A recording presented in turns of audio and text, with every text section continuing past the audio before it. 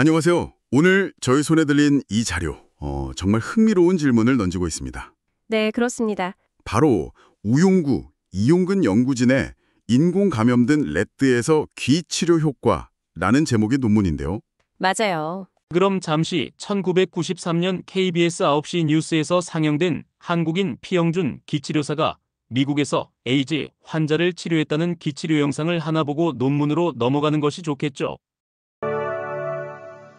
여러분 안녕하십니까. 5월 29일 토요일 밤 KBS 뉴스입니다.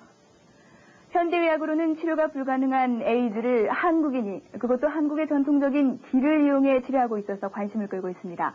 로스앤젤레스에서 김광석 특파원이 이 소식 전해왔습니다. 복부와 등에 있는 8개의 혈에 기를 집어넣음으로써 에이즈 항체를 생성시켜 에이즈를 퇴치한다는 것이 기를 이용한 치료법입니다. 서울에 있는 전통건강관리협회 피영준 씨가 이곳에 와서 지난 2달 동안에 치료한 환자는 모두 12명. 이 가운데는 완치됐다고 말하는 사람도 있습니다. I tested positive for AIDS diagnosis in December of 92. And after 18 treatments with Dr. Pei, I tested negative. 현대의학으로도 정복하지 못하고 있는 에이즈를 기를 이용해서 과연 퇴치할 수 있는가? One of the patients in the study so far, of the 11 patients, has had every one of his laboratory tests go back to normal. Everything. His T cells, his P24 antigen, his beta-2 microglobulin, all of them have gone back to normal. 피영준 씨의 이러한 에이즈 치료법은 이곳 TV에도 크게 소개돼 커다란 반향을 불러일으켰고 형제 한의과 대학에는 이 소식을 듣고 미국 각지에서 환자들이 몰려들고 있습니다. 기에 대한 실체를 직접 지금 이 몸에 주입을 해서 여기서 지금 수도 없는 사람들을 이렇게 일으켜 세우고 있고, 현재 에이즈 치료제가 에이즈 환자의 현상 유지도 못 시키고 있는 상황에서 기를 이용한 에이즈 치료법이 에이즈 환자의 악화를 방지하면 물론 완치까지도 가능하다는 사실이 밝혀짐에 따라서 이제 이 기를 이용한 에이즈 치료법은 미국이 아닌 한국에서부터 시작돼야 할 것이며 이에 대한 인식도 높아져야 할 것으로 지적되고 있습니다. 로스앤젤레스에서 KBS 뉴스 김광석입니다. 특정 세균에 감염시킨 실험용 쥐, 래뜨라고 하죠. 이 쥐에게 기치료를 했더니 대체 어떤 일이 벌어졌는가? 이걸 다루는 논문입니다. 네, 핵심 내용이 아주 흥미롭습니다. 핵심 결과만 먼저 살짝 말씀드려 볼까요? 기치료를 받지 않은 쥐는 100% 폐사했습니다. 네, 그런데 기치료를 받은 쥐는 100% 생존했어요. 그렇죠. 결과가 아주 극명하죠. 네, 맞아요.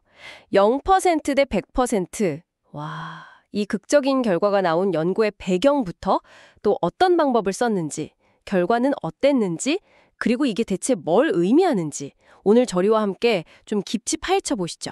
네, 좋습니다. 여러분께서 보내주신 이 논문 한 편을 가지고 가장 중요한 내용들을 좀 속 시원하게 풀어드리겠습니다. 네. 우선 이 연구가 왜 시작되었는지 그 배경부터 좀 알아봐야겠죠? 네, 그게 중요하죠. 논문 서두에 보면 동양의 기이라는 개념이 서양에 좀 본격적으로 알려진 계기, 그걸 1972년 닉슨 대통령의 중국 방문으로 꼽고 있더라고요. 아, 네. 그때 그 동행 기자가 침술 마취를 보고하면서 뭐랄까 서구 사회에 큰 관심을 끌었다는 거죠. 맞아요. 그런 얘기가 있죠. 근데 사실 그 이전에도 서양에서는 비슷한 개념이나 현상에 대한 관심이 꾸준히 있었다고 해요.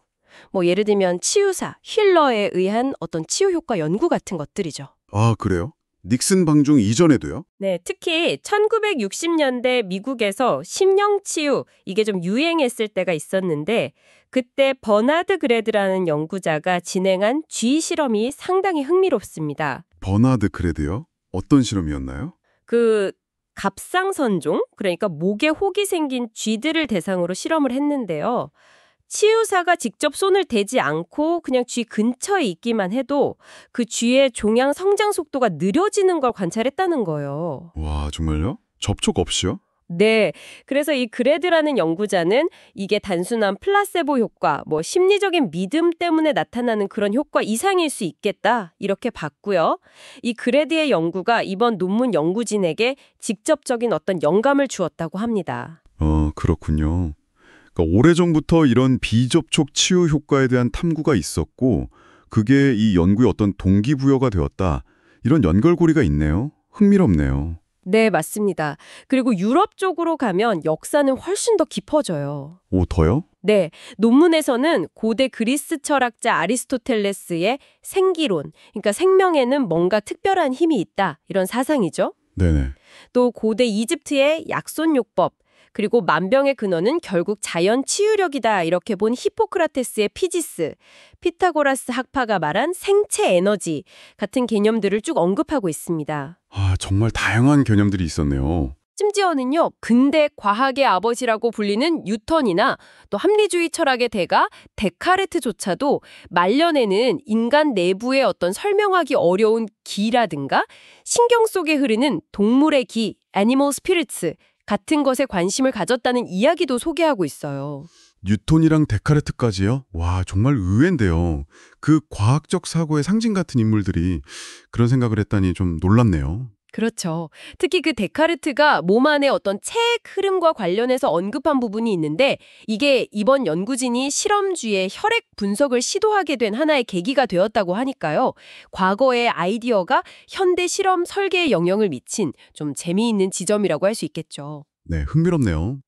연구진은 이렇게 해외에서는 다양한 각도에서 기나 그와 유사한 개념에 대한 연구가 진행되어 온 반면에 국내에서는 자연과학 분야에서 이런 연구가 약간의 편견 때문에 활발하지 못했다, 이런 점을 좀 지적합니다. 아, 국내 분위기는 좀 달랐군요. 네, 그래서 이 연구를 통해서 실제 살아있는 동물, 그것도 특정 병원균이 없는 깨끗한 상태의 SPF 레트에 인위적으로 병을 일으키는 세균을 감염시킨 뒤에 기치료를 했을 때 정말로 어떤 물질적인 변화, 그러니까 세균 증식을 억제하는 효과가 나타나는지 직접 관찰해보고자 했던 겁니다. 그렇군요.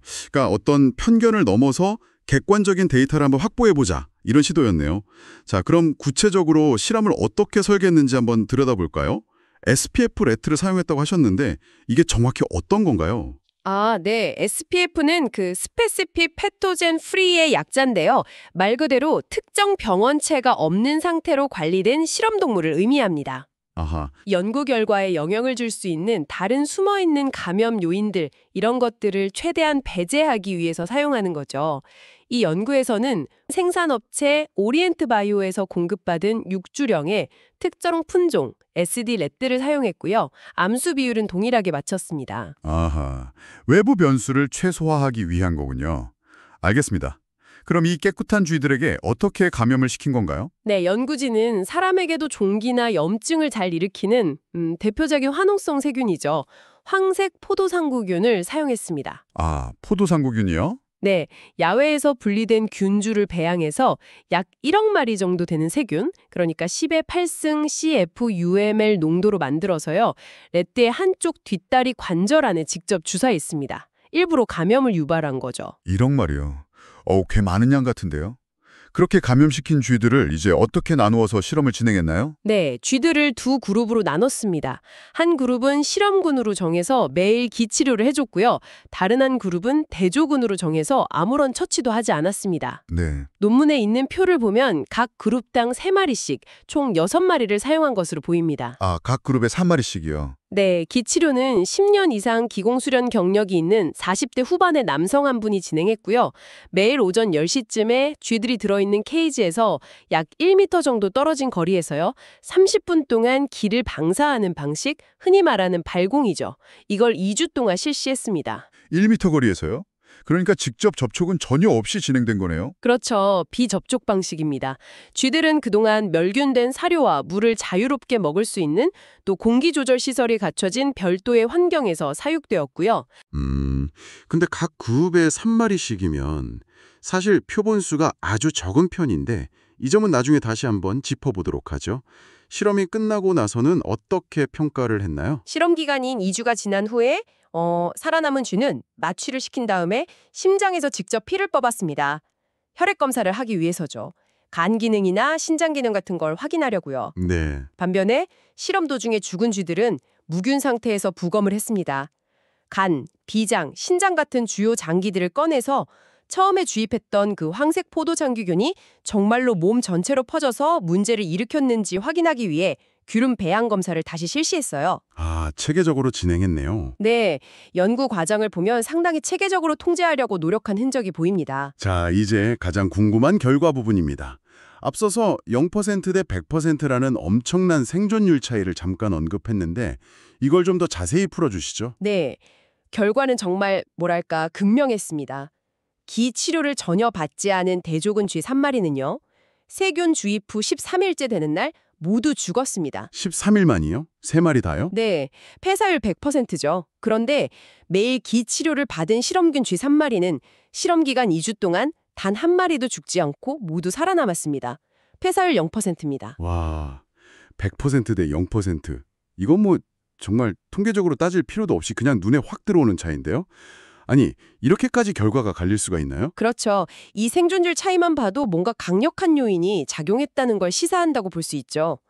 그리고 단순히 생존 여부뿐만 아니라 죽은 쥐와 살아남은 쥐의 상태에서도 아주 뚜렷한 차이가 있었습니다. 상태도 달랐군요. 네. 죽은 대조군 쥐들을 부검해 보니까 세균을 주입했던 뒷다리가 아주 싱하게 부어 있었고요. 심지어 발바닥에는 피부가 허는 궤양까지 생겼더라고요. 심각했네요. 네. 게다가 내부 장기인 간과 비장이 비정상적으로 커져 있고 피가 물려서 검붉게 변한 소견, 이걸 충혈이라고 하는데요. 이런 소견을 보였습니다. 그리고 이 장기들에서 조직 샘플을 채취해서 배양을 했더니 처음에 주입했던 것과 동일한 황색 포도상균이 아주 많이 자라나왔습니다. 아, 균이 확인됐군요. 네. 유전자 분석, 그 듀플렉스 PCR 방식으로 이 균이 처음 주입한 균과 같다는 것도 다시 확인했고요. 이건 뭐 전형적인 폐혈증 소견입니다. 폐혈증이요? 네. 폐혈증이라는 게 감염에 대한 우리 몸의 면역 반응이 너무 과도해져서 오히려 자기 자신의 장기를 손상시키는 아주 치명적인 상태를 말하는데요. 이 대조군 쥐들은 바로 이 폐혈증 때문에 죽었다는 걸 명확히 보여주는 증거들이 나온 거죠. 아, 그렇군요. 그러니까 대조군 쥐들은 주입된 세균이 결국 온몸으로 퍼져서 폐혈증으로 사망했다. 이 말씀이시네요. 그럼 살아남은 실험군 쥐들은 상태가 어땠나요? 실험군 쥐들은 부검을 해봤을 때 세균을 주입했던 다리에 약간의 염증 흔적, 뭐 흡수되지 않은 염증 물질 같은 게 남아있긴 했지만 대조군처럼 그렇게 심하게 붓거나 궤양이 생기지는 않았습니다. 부종 정도가 훨씬 덜했어요. 오, 차이가 있네요. 그런데 여기서 정말 중요한 발견이 나옵니다. 이 살아남은 실험군 쥐들의 간, 비장, 신장 등 어떤 장기에서도 처음에 주입했던 그 황색 포도상균이 전혀 검출되지 않았다는 겁니다. 네, 세균이 아예 검출이 안 됐다고요? 그 1억 마리나 주입했는데도요. 와, 이건 그냥 생존율 차이보다 더 놀라운데요. 귀 치료가 단순히 증상을 좀 완화시킨 정도가 아니라 몸 안의 세균 자체를 없애는 결과로까지 이어졌다는 건가요? 바로 그 점이 이 연구 결과의 핵심 중 하나라고 할 수 있습니다. 연구진은 이 결과를 보고 귀 치료가 폐혈증으로 진행되는 것을 막았을 뿐만 아니라 몸 안에 들어온 세균이 면역세포에게 잡아먹히는 과정, 이걸 탐식작용, 페고사이토시스라고 하죠. 이 탐식작용을 통해서 효과적으로 제거되었을 가능성을 시사한다고 해석했습니다. 단순히 세균의 활동을 억제하는 수준을 넘어서 거의 제거에 가까운 효과를 보였다는 거죠. 와, 정말 놀랍네요. 그렇다면 살아남은 쥐들은 겉보기엔 괜찮아 보였지만 혹시 내부 장기에는 문제가 없었는지 혈액 검사 결과는 어땠는지 궁금한데요. 아까 데카르트 얘기까지 하면서 혈액 분석을 했다고 하셨잖아요. 네, 맞습니다. 살아남은 실험군 쥐들의 혈액을 분석했는데요. 여기서 또 흥미로운 결과가 나옵니다. 주로 간 기능과 신장 기능을 보는 지표들을 확인했어요. 네. 간 기능 지표로는 보통 GPT, GOT, ALP라는 효소 수치를 보는데요. 이게 뭐랄까 간세포 손상이나 활동 상태를 반영하는 일종의 신호등 같은 거라고 생각하시면 이해하기 쉬울 겁니다. 아, 신호등이요. 네. 그리고 신장 기능은 CRE, 크레아티닌이라는 수치로 평가하고요. 그 외에 총 콜레스테롤, TCO, 알부민, ALB, 헤모글로빈, HB 같은 것들도 측정을 했습니다. 그래서 그 신호등들이 어떻게 나왔나요? 간 상태는 괜찮았나요? 여기서 특히 눈에 띄는 것이 ALP, 즉 알칼라인 포스파타제 수치입니다. 정상 기준치가 대략 33.4 정도인데 실험군 쥐들은 평균 156으로 나왔어요. 거의 5배 가까이 높게 나온 거죠. 1.5배 정도 높게 나왔고요. 반면에 GPT는 정상 범위보다 약간 낮게 나왔습니다. ALP가 5배나 높고 GOT도 높다. 이건 간에 뭔가 좀 무리가 갔다는 신호로 봐야 하나요? 맞습니다. 보통 간 기능 지표인 GPT, GOT, ALP가 동시에 올라가면 간 질환을 강하게 의심하는데요. 이 연구에서는 특히 ALP가 아주 현저하게 높았고 GOT도 상승했으며 앞서 부검 소견에서 간이 약간 부어 있고 충혈된 모습, 그러니까 종착 및 충혈 소견이 관찰된 점을 종합해 볼 때 연구진은 비록 쥐들이 생존하긴 했지만 감염에 맞서 싸우는 과정에서 간에 상당한 부담이 있었거나 혹은 간이 굉장히 활발하게 반응했다는 증거로 해석했습니다. 아, 살아남았지만 간은 좀 힘들었군요. 그럴 수 있다는 거죠. 하지만 동시에 신장 기능 지표인 CR리 수치는 거의 정상 범위였다는 점도 중요합니다. 이건 감염의 영향이 신장까지 심각하게 미치지는 않았다는 의미로 해석될 수 있겠죠. 아, 간은 좀 반응을 보였지만 신장은 괜찮았다. 흥미로운데요? 그럼 다른 수치들은 어땠나요? 뭐 콜레스테롤이나 헤모글로빈 같은 것들이요? 네, 총 콜레스테롤, TCHO 하고 혈중 단백질의 일종인 알부민 수치는 정상보다 다소 높게 나왔고요. 혈액 속 산소 운반을 담당하는 헤모글로빈, HB 수치는 약간 낮게 나오는 경향을 보였습니다. 연구진은 이 혈액 검사 결과들, 특히 TCHO와 ALB의 증가는 왜 이런 경향을 보이는지 명확히 설명하기는 좀 어렵고 더 많은 수의 동물을 대상으로 추가 연구가 필요하다고 언급했습니다. 역시 데카르트의 아이디어가 혈액 분석에 영감이 되었다는 점을 다시 떠올려보면 이런 생화학적 변화를 통해서 기의 영향을 추적하려는 시도 자체가 의미 있다고 볼 수도 있겠네요. 그렇군요. 정말 생존율 100%대 0%, 세균 완전 제거 가능성, 그리고 혈액 공사에서 나타난 간의 어떤 반응까지 정말 흥미로운 데이터 조각들이 하나씩 맞춰지고 있는데요. 이 모든 걸 종합해서 연구진은 최종적으로 어떤 결론을 내리고 있나요? 연구진의 결론은 명확합니다. 이 실험 모델에서는 귀 치료가 황색포도상구균에 의한 치명적인 폐혈증 발생을 억제하는 효과가 있었다는 것입니다. 효과가 있었다. 네, 물론 귀 치료가 어떻게, how 그런 효과를 내는지 그 정확한 작용 기전까지 이 연구 하나만으로 밝혀내지는 못했습니다. 이건 분명한 한계죠. 그렇죠. 어떻게는 아직 물음표네요. 네. 하지만 생존율에서의 그 극명한 차이, 감염 증상의 완화, 그리고 무엇보다 생존한 쥐들의 몸에서 원인균이 검출되지 않았다는 결과를 종합적으로 고려할 때 귀치료가 분명한 억제 효과를 발휘했다는 그 사실 자체는 충분히 보여졌다고 판단하는 겁니다. 어떻게는 아직 모르지만 효과가 있었다는 것은 상당히 분명해 보인다. 이런 입장이군요. 그럼 그 어떻게에 대해서는 연구진이 어떤 추측이라도 하고 있나요? 예를 들어 면역력 같은 것과 관련이 있지 않을까 이런 생각은 안 해봤을까요? 네, 당연히 그 부분을 조심스럽게 추론하고 있습니다.